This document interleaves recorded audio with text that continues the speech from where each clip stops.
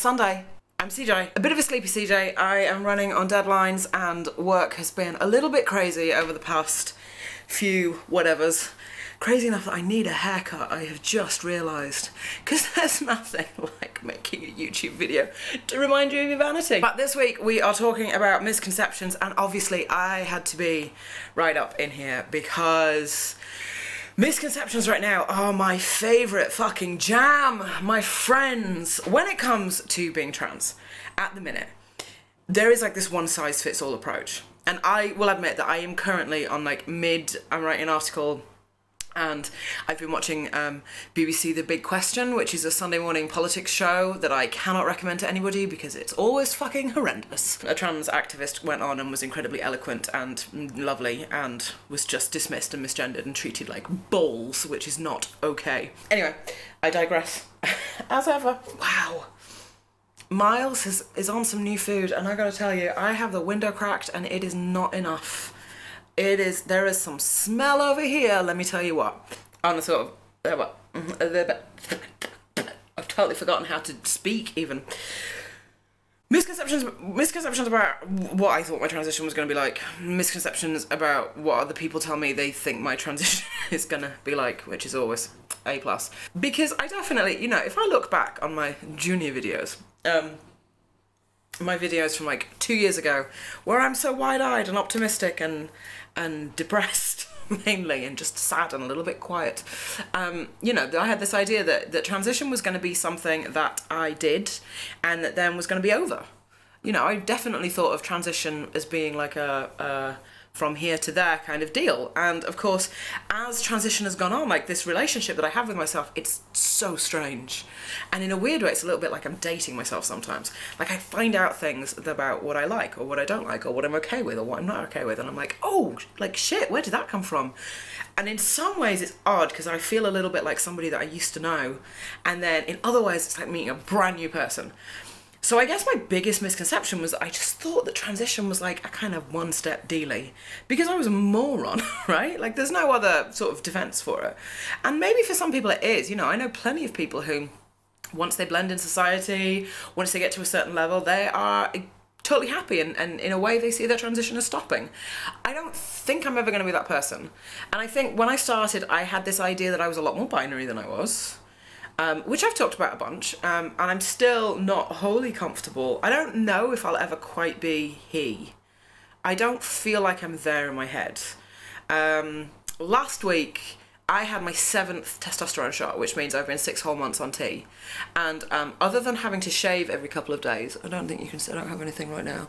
Other than having to shave every couple of days and my voice, I think, being a bit lower, and of course my extreme inability to cry, I don't think I've noticed any other major differences. I haven't had an increase in temper, I haven't had an increase in libido, I haven't had an increase in anything. Apart from, I suppose, I have had a massive decrease in my tolerance to bullshit, but I suspect that that has more to do with what I've been doing with my extracurricular activities than with anything hormonal. So I had these preconceptions and these misconceptions about what it was going to be like to sort of be trans and be out and medically transition and all of that kind of thing. And then I found that like you have to deal with other people on top of it. And at the minute, my number one like giant, I can't even begin to articulate, although Lord knows I'm trying, how irritated I get is with people who want to be like, I'm playing devil's advocate, or I just want to talk about this one thing because this is what I think trans is about, and then I'm going to make you argue it. And like, stop it.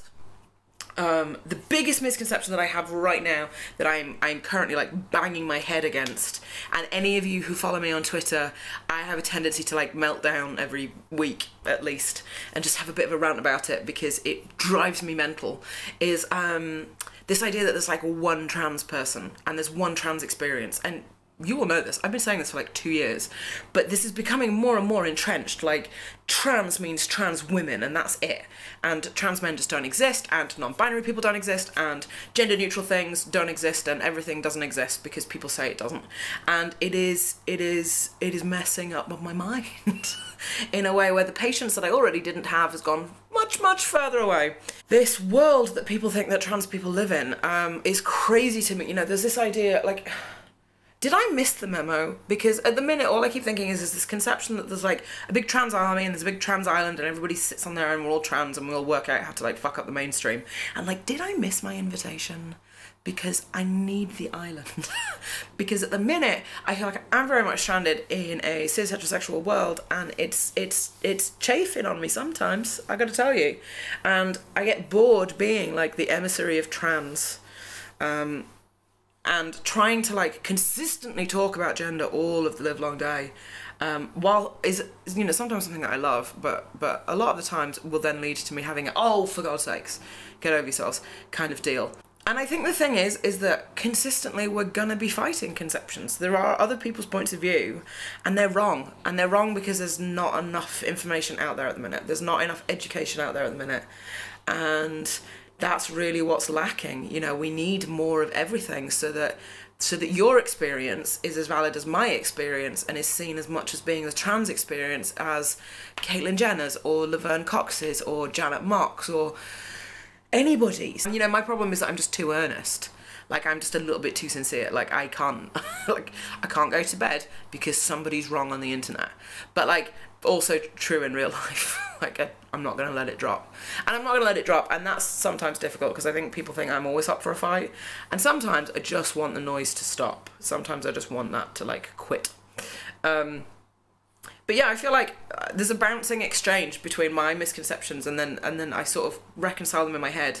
And I think that's good. I think that I spend a lot of my time questioning myself, which is probably makes it easier than when other people question me because I'm there, like I got the answers, because me, myself and I have already done that. This is a preoccupation that I have a lot about misconceptions about trans folk and about the world that we live in, and this is conversations that I have basically on the daily. So if you are interested in chat like this, my Twitter is down there. I use it mostly to shout and then post pictures of dogs. As ever, everything else is also down there. Please come say hi. And I'm going to go back to doing some angry writing now. But I love you guys, I missed you guys, and I will definitely see you next week. Okay.